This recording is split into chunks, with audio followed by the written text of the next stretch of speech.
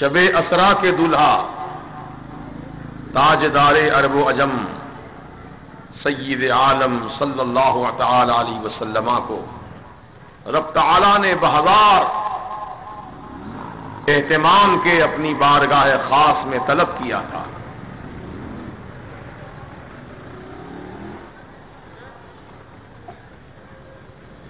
یہ ایک حقیقت ہے جس کا ثبوت قرآن مجید سے بھی ملتا ہے اور احادیث متواترہ سے بھی ملتا ہے.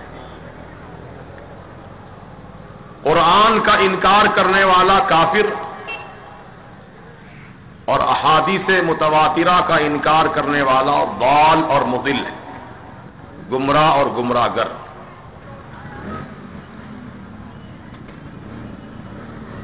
تو ان کا یہ کہنا ہے کہ خواب میں معراج ہوئی، حقیقت میں معراج نہیں ہوئی. جسمانی معراج کے منکر ہیں، طرح طرح کے اعتراضات، طرح طرح کے افکار و خیالات کو پیش کرتے آ رہے ہیں.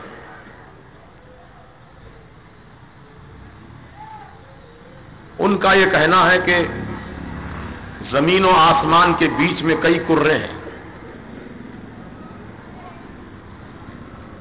ایک ٹھنڈک کا کرہ ہے، وہاں اتنی سردی ہے کہ آدمی اگر اس کرے میں چلا جائے تو برف کی طرح جم جائے گا، ختم ہو جائے گا.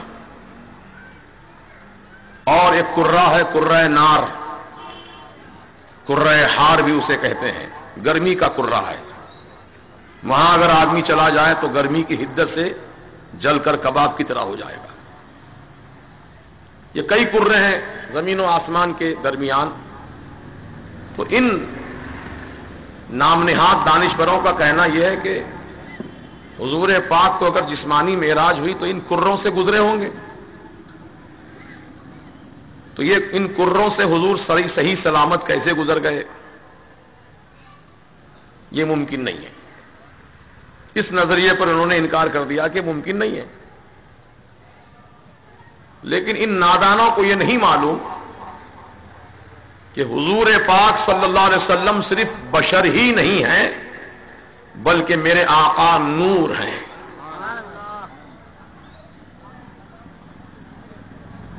اور قرآن سے یہ بھی ثابت ہے اور احادیث مبارکہ سے ثابت ہے. قرآن نے اعلان کیا قد جاءکم من اللہ نور، تحقیق تمہارے پاس اللہ کا نور آیا. تو کون ہے نور؟ رسول پاک علیہ السلام. اور احادیث میں کیا ہے سنو، آقا فرماتے انا من نور اللہ، میں اللہ کا نور ہوں. وکل شیء من نوری، اور ہر چیز میرے نور سے ہے. کرہ حار بھی ہے تو میرے نور سے ہے، کرہ زمہریرہ ہے تو میرے نور سے ہے، کرہ برودت ہے تو میرے نور سے ہے. ساری کائنات میرے نور سے بنی ہے. عرش میرے نور سے، کرسی میرے نور سے، قلم میرے نور سے، لوح میرے نور سے، ذرہ ذرہ میرے نور سے، قطرہ قطرہ میرے نور سے.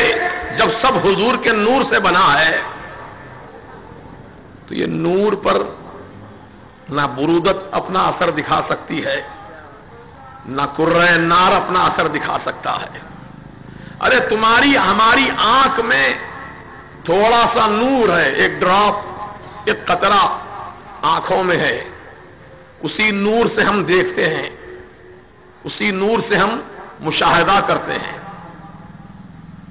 اب گھر میں آپ کی آگ جل رہی ہے، چولہے میں آگ جل رہی ہے، اب آگ کو دیکھتے ہیں، آپ کی آنکھ جلی، آپ کی آنکھوں کا نور اس آگ میں گیا، وہاں گیا نور، آنکھوں کا نور وہاں گیا، لیکن آنکھ نہیں جلی، نہ نور جلا، آنکھیں صحیح سلامت. اور آگے بڑھو، کانچ کا برتن ہے یا کانچ کا پورا روم ہے. آج کل بڑے بڑے بلڈنگیں جو بن رہی ہیں اس کے اندر کانچ کا استعمال زیادہ ہو رہا ہے. کانچ ہی کانچ ہے. یہ بدن تو اس کانچ کے اندر گھس نہیں سکتا. اگر زبردستی گھساؤ گے تو کانچ کی کرچیں آپ کے بدن کو چھنی کر دیں گی، زخمی کر دیں گی. لیکن آنکھوں کا نور اتنا لطیف ہے کہ اس کانچ کے اندر نور پہنچ کر آر پار دیکھتا ہے. نہ آنکھ زخمی ہوئی، نہ آنکھ سے خون نکلا. جب تمہاری ہماری آنکھوں کے نور میں اتنا کمال ہے کہ کانچ کو پار کر کے دیکھ لے، آنکھ کو دیکھ لے، برف کو دیکھ لے، نہ ٹھنڈک محسوس ہو نہ گرمی محسوس ہو، صرف تمہاری ہماری آنکھوں کے نور کا جب یہ کمال ہے تو غور کرو، جو مصطفیٰ پیارے کی ذات سر تا پا اللہ کا نور ہے، وہ نور جب گزرا ہوگا اس عالم سے اس عالم کی طرف تو کرے ہار سے بھی گزرا ہے، کرے زمہریرہ سے گزرا ہے، ہر کرے سے گزرا ہے، لیکن نور مصطفیٰ پر اس کا کوئی اثر نہیں ہوا. یہ ہے حضور کی نورانیت. اس کو صرف آپ لفاظی مت سمجھیے، حقیقت ہے. یہی شب معراج کے موقع پر جب سیدنا جبریل امین آئے رب کی بارگاہ سے حکم لے کر، تو سرکار کو لے کر آئے صحن کعبہ میں اور تخت پر لٹایا. آب زمزم سے میرے سرکار نے وضو فرمایا. پھر آپ کا دل مبارک باہر نکالا گیا، سینہ چاک کر دیا گیا. بیچ میں سے سینہ جبریل امین نے چاک کر دیا، شق کر دیا سینے کو، اندر سے دل نکالا. پھر اس کو آب زمزم سے غسل دیا.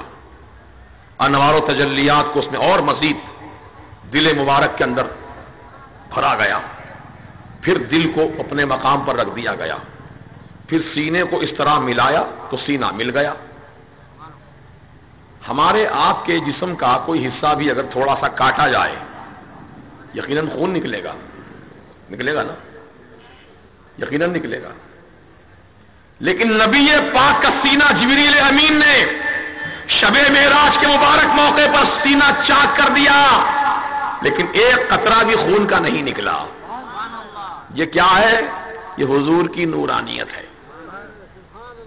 نورانیت ہے. نور میں خون رہتا نہیں. نور تو ایسی لطیف شے کا نام ہے کہ اس کے اندر خون نہیں ہے، وہ نور ہی نور ہے. اور اللہ تبارک و تعالی نے اپنے محبوب کو جو بلایا آج کی شب میں، تو سب سے پہلی چیز تو یہ سمجھنا ہے، کیا رسول پاک اپنی مرضی سے خود تشریف لے گئے تھے یا رب تعالیٰ نے ان کو بلایا تو گئے؟ اگر یہ فرق سمجھ لیے تو اعتراض ختم ہو جائے گا. خود سے جانا اور ہے اور کسی کے بلاوے پر جانا اور ہے. وہ موسیٰ علیہ السلام ہیں جو خود سے تشریف لے گئے تھے. کہاں؟ کوہ طور پر، اور جا کر کہا ربی ارینی انظر الیک، اے میرے پروردگار میں تجھے دیکھنا چاہتا ہوں، اپنا جلوہ مجھے دکھا دے. لن ترانی فرمایا، رب نے نہیں دیکھ سکتے. لیکن یہاں حضور پاک علیہ الصلوۃ والسلام کو رب تعالیٰ بلوایا اپنی بارگاہ میں. کیوں بلایا؟ اس کی وجہ تسمیہ خود بیان فرمایا، لنریہ من آیاتنا، اس لیے بلایا تاکہ اپنی قدرت کی نشانیاں دکھلائے. قدرت کی نشانیاں دکھانے کے لیے بلایا. تب علماء کرام، صوفیاء کرام فرماتے ہیں، ارے قدرت کی نشانیوں میں سب سے بڑی نشانی تو خود حضور کی ذات پاک ہے. آسمان قدرت کی نشانی، زمین قدرت کی نشانی، چاند و سورج قدرت کی نشانی، ستاروں کی انجمن قدرت کی نشانی، آبشاروں کا نغمہ قدرت کی نشانی، دریاؤں کی روانی قدرت کی نشانی، سمندروں کا سکوت قدرت کی نشانی، بلند و بالا پہاڑ کی چوٹیاں قدرت کی نشانی، پھولوں کی چٹک، پھولوں کی مہک قدرت کی نشانی، کلیوں کی مسکراہٹ قدرت کی نشانی، انسان کی تخلیق قدرت کی نشانی، ذرہ ذرہ قدرت کی نشانی، قطرہ قطرہ قدرت کی نشانی. لیکن ساری نشانیوں میں سب سے بڑی نشانی کوئی ہے تو خود رسول پاک کی ذات پاک ہے. تو گویا یوں مطلب نکلا کہ اے محبوب، تم جب سے دنیا میں گئے ہو، اس عالم اسباب میں گئے ہو، کبھی اپنے آپ کو دیکھنے کا تمہیں وقت ہی نہیں ملا ہے، کبھی اپنے آپ کو دیکھنے کی فرصت ہی نہیں ملی ہے. میرا پیغام پہنچاتے رہے، دین حق کی تعلیم دیتے رہے. محبوب، تمہارے دل کو کافروں نے زخمی کر دیا، تم نے اپنے آپ کو نہیں دیکھا.